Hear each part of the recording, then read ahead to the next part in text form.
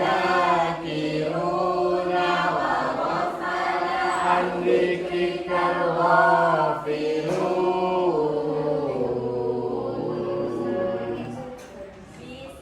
بسم الله الرحمن الرحيم رضيت بالله ربا وبالإسلام دينا وبمحمد نبيا ورسولا ربي زدني علما وارزقني فهما آمين يا رب العالمين. Untuk sebelum mulai presentasi, saya absen terlebih dahulu ya. Makan Rifki Andriansa, Vina Lala Hidayah, dan juga Cantika, Ayanda Maita, Pedro Farida, Nadia Putri, Adinda Sikri, Intan Aini, Tika Dewi Kartika, Rami Anjani, Lilis Fatimah Zahra, Afrik Ilmi Nafi, Murilatul Ais, Adin, Alifatul Rodiah, Habib, Laila Putri, Siti Nur Afika, Fitratul Robiah, Faridatul, Hibah, Ilmi, Abdi, Alfinas, Anwar Tabim, Dilatur, Mulinatus, Siti Farid, Wardatul, Yulia Eva, Nurul Aziza, Hilyatul,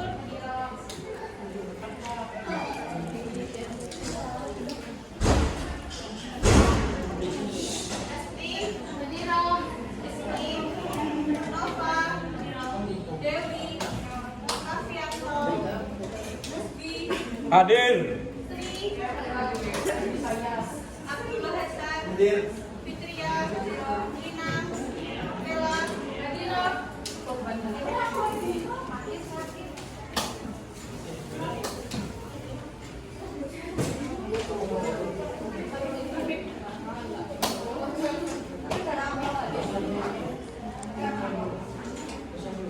langsung Pak. Untuk selanjutnya silakan dilanjutkan presentasi. Assalamualaikum warahmatullahi wabarakatuh. Waalaikumsalam warahmatullahi wabarakatuh. Alhamdulillahirabbil alamin wassalatu wassalamu ala asyrofil anbiya'i wal mursalin sayyidina wa maulana Muhammad wa ala alihi wa sahbihi ajma'in amma ba'du. Pertama-tama pada kita panjatkan puji kehadirat Allah Subhanahu wa taala yang mana kita telah berkumpul pada siang hari ini dalam keadaan sehat walafiat. Amin. Salam tetap tercurahkan kepada junjungan kita Nabi besar Muhammad sallallahu alaihi wasallam. Yang telah menuntut kita ke jalan yang benar yakni agama Islam. Perkenalkan saya Afrina Fidiono selaku moderator di sini. Saya akan membacakan susunan acara pada siang hari ini. Yang pertama yaitu pembukaan, kedua pemaparan materi, yang ketiga sesi tanya jawab, yang keempat atau penutup doa atau penutup.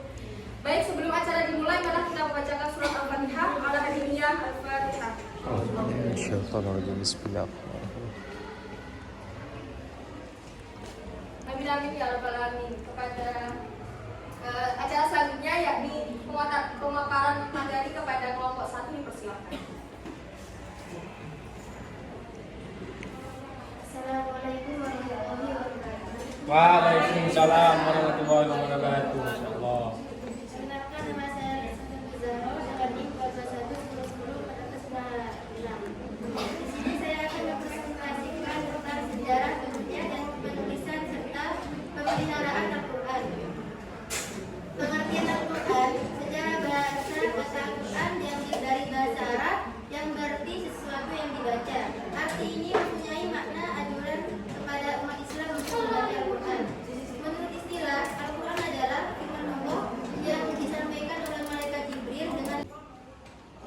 telah saya ambil di surut NIM 222-194-004. Di sini saya akan menjelaskan tentang hikmah diturunkannya Al-Quran dan secara beransur-ansur.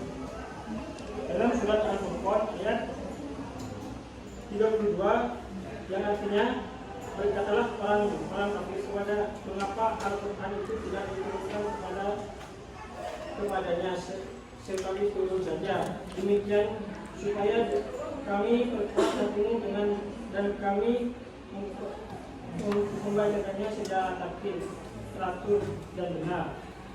Hikmah diturunkannya Al-Quran secara beransur-ansur. Hikmah pertama, menguatkan atau menentukan hati Rasulullah SAW. Dua, agar lebih mudah dimengerti dan dilaksanakan. Tiga, turunnya suatu ayat sesuai dengan peristiwa-peristiwa yang terjadi akan lebih mengesankan dan lebih berpengaruh di hati.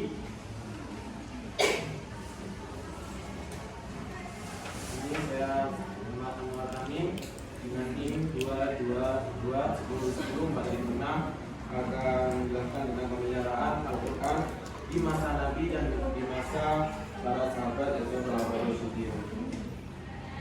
Yang pertama adalah pemeliharaan Al-Quran pada masa Nabi. Pemeliharaan Al-Quran di masa Nabi ini juga tidak lepas dari sejarah tulis-menulis Al-Quran pada saat itu. Nah, pandangan yang berkembang adalah bahwa bangsa Arab adalah bangsa yang bodoh atau jahiliyah dan mayoritas umatnya buta aksara. Jadi karena keadaan pada masa itu mereka bukan bodoh ya, tapi mereka itu sudah meninggalkan pada krisis ilmu tentang itu tadi karya tulis tadi itu.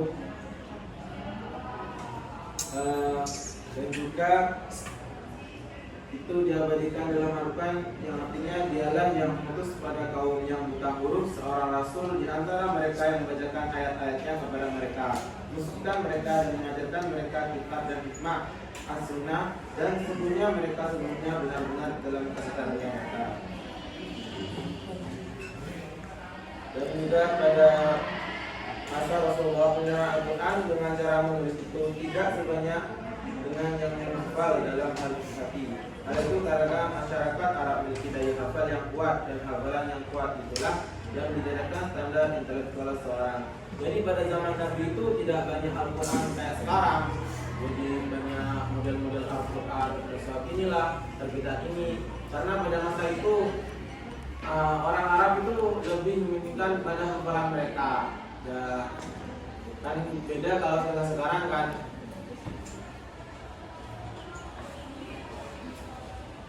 Dan juga pada masa itu Al-Quran itu masih belum disalurkan seperti sekarang, masih ada di tertulis di batu dan pelepah kurma dan juga di buah dan juga di kulit salah satunya.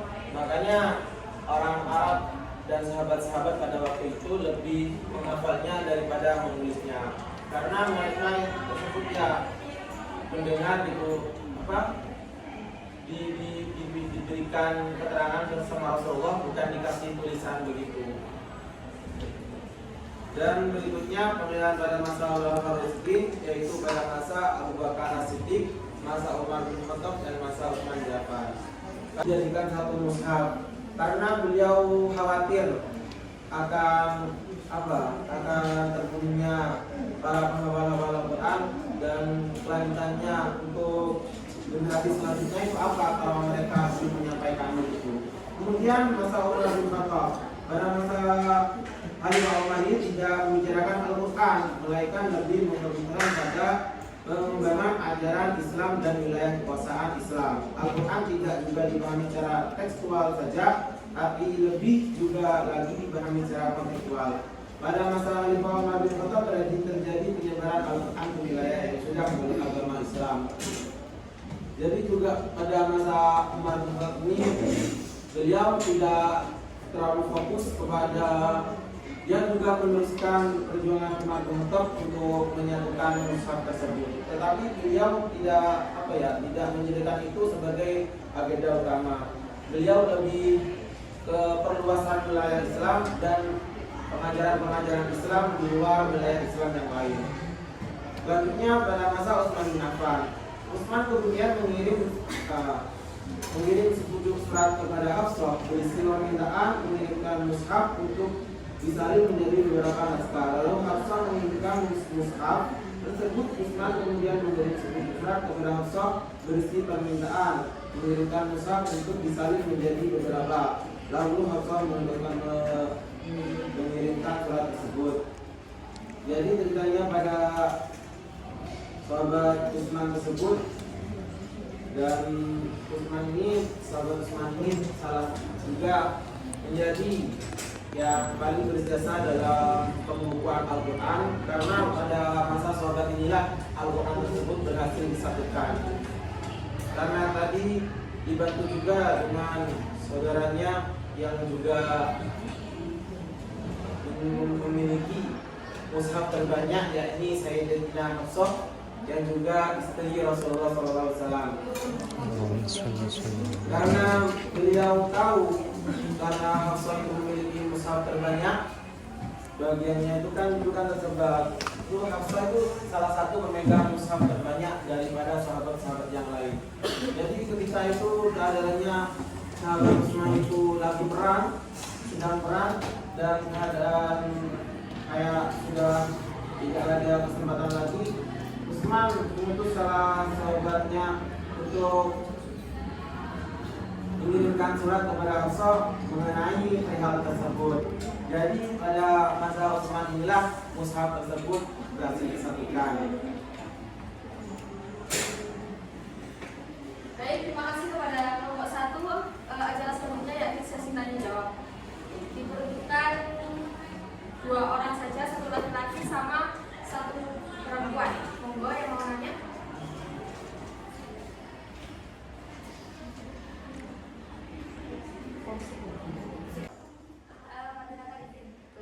Perkenalkan, nama saya Faridatul Munawwaro dengan NIM 222-10-10-41. Saya ingin bertanya tentang kenapa Abi Thalib tidak terlibat dalam pemeliharaan Al-Quran dibaca ulama Rasulullah. Baik, terima kasih. Langsung dijawab apa pertanyaan selanjutnya? Yang selanjutnya ada yang mau nanya lagi? Izin moderator. Boleh. Perkenalkan, nama saya Kafianto Hidayat, NIM 22-10-10-40018. Di sini saya mau bertanya. Ini kan penjelasannya dari PPT-nya kalian kan Al-Quran diturunkan secara berangsur-angsur. Kenapa kok nggak diturunkan secara langsung? Terima kasih. Oke, baik. Pertanyaan pertama, kenapa Ali bin Abi Thalib tidak disebutkan? Dan yang kedua, kenapa Al-Quran itu diturunkan secara berangsur-angsur, tidak secara langsung? Kepada kelompok 1, dipersilakan. Moderator disitu menjawab balik. Jadi kenapa sahabat Ali bin Abi Thalib di situ tidak disebutkan? Padahal beliau kan tidak ada masuk khulafaur rasyidin.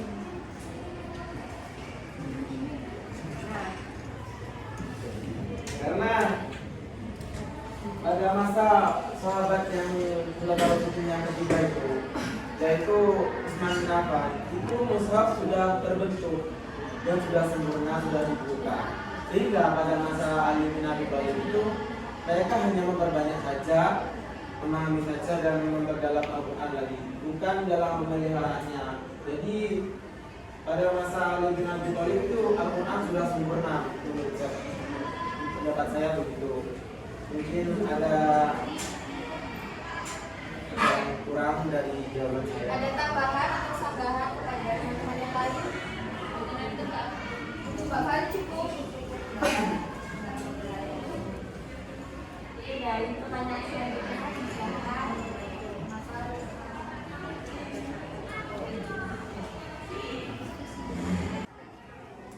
Saya di sini akan menjawab pertanyaan dari Mas Fian tadi mengenai mengapa Al-Quran tersebut diturunkan secara berangsur-angsur.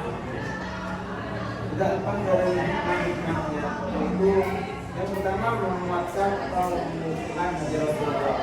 Jadi pada saat itu Rasulullah tersebut dihadapkan pada kondisi masyarakat jahiliyah yang itu wataknya keras, pendiriannya juga kokoh, dan juga mereka itu hidup seenaknya. Nah, kalau nanti itu diturunkannya langsung semuanya, kan seperti batu kan keras.